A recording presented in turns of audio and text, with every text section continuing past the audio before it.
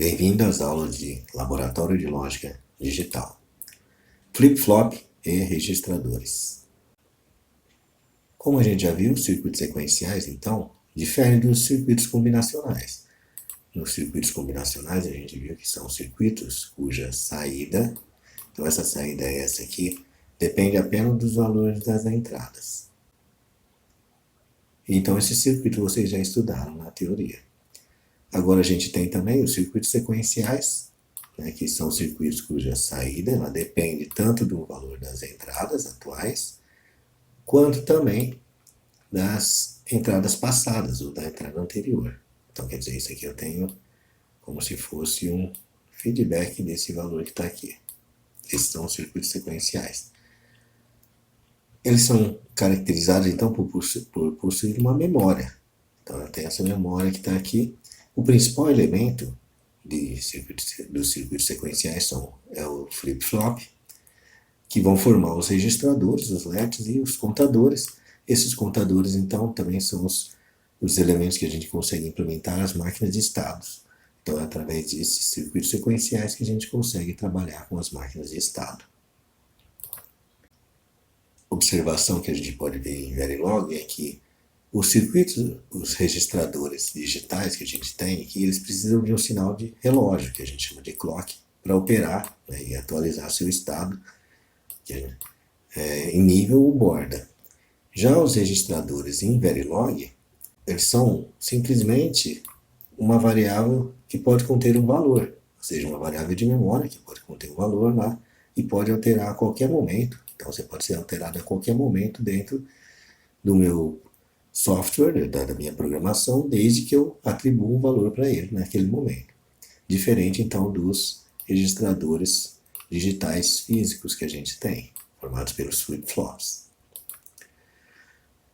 Um flip-flop, então, que a gente viu na teoria é o flip-flop RS ou SR, que é o set reset, que tem essa tabela verdade aqui, onde, quando eu tenho aqui um estado de reset, então eu coloco o reset aqui, ele tem uma saída que é igual a zero e a saída invertida dela, que é B, que é igual a 1. E quando eu tenho um set, está aqui o set, ele faz o quê? Ele liga essa saída e reseta a outra, zera a outra. Tá? No entanto, esse circuito aqui ele é interessante, mas ele tem um problema, onde eu tenho aqui um estado 1 e 1 aqui, que vai para o 0 e 0, que difere dessa inversão de estados que A e que B aqui, que a gente chama de estado indesejado, não é o estado que a gente gostaria de ter para o seu funcionamento. Então, dá para ver aqui que no próximo estado ele fica indeterminado em função de que não há uma mudança em 0 e 0 na saída. Um flip-flop SR ou LED com enable, então a gente tem aqui então o sinal de enable que a gente vai chamar de CLK, que é de clock, tá? Que vai permitir com que ele faça a seleção, ou ele atue de acordo com o valor desse sinal de clock que está aqui agora.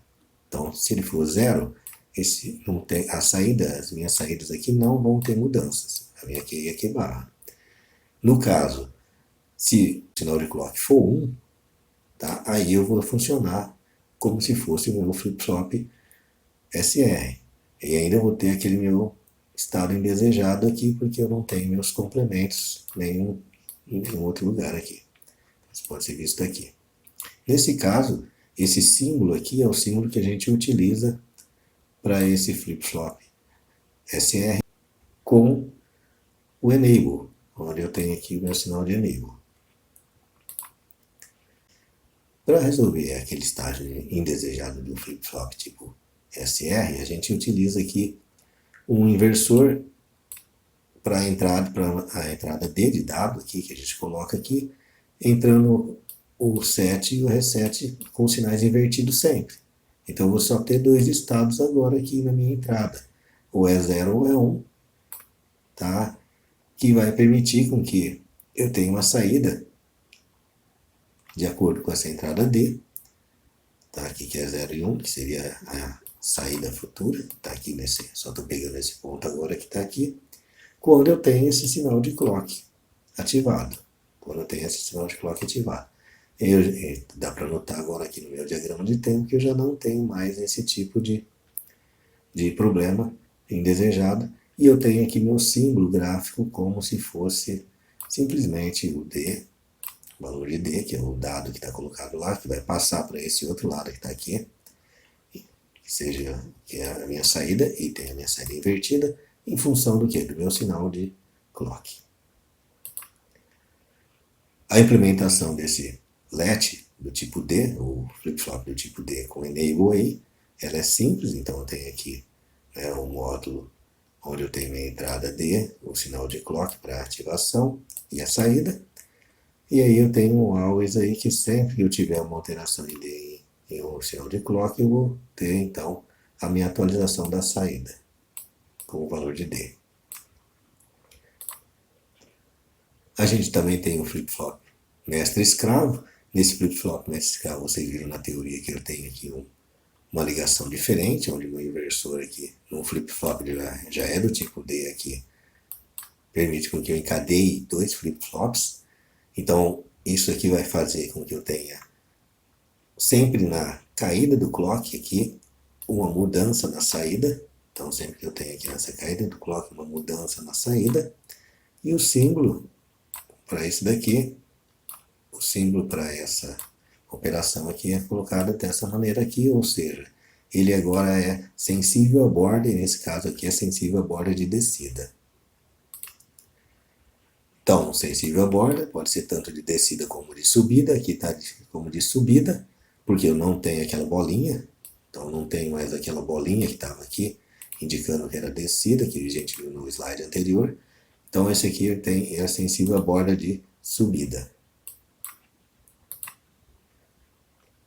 Para representar então essa sensível à borda na programação em HDL aqui, no meu always eu tenho aqui então a palavra reservada pos-ed, ou seja, na aresta positiva ele é ativado sempre com esse valor dessa variável. Então sempre quando eu mudo de um valor de 0 para 1, ele vai, ou seja, eu tenho uma borda positiva, ele vai ativar essa diretiva aqui, ou vai fazer com que a saída tenha o valor de D. Para esse flip-flop do tipo D aqui, nesse caso sensível à borda. Na programação, porém, a gente tem um problema, porque quando eu faço essas ativações aqui e encadeio mais do que um flip-flop, isso daqui para a gente vai, embora eu tenha aqui toda a minha constituição do flip-flop normal, isso aqui vai parecer para a gente como se eu estivesse igualando essas duas variáveis aqui, porque isso aqui é um sistema de programação, e nessa programação a gente tem uma ordem de leitura de variáveis e depois implementação.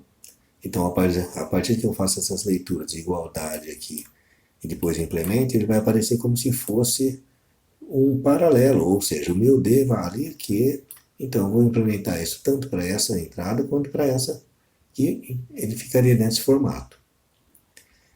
Isso, então, é um problema na programação, ou seja, quando eu tenho que fazer o software para esse funcionamento, a implementação HDL, é resolvido nessa situação aqui, onde eu tenho um comando diferente agora, que eu vou chamar um comando de non-blocking.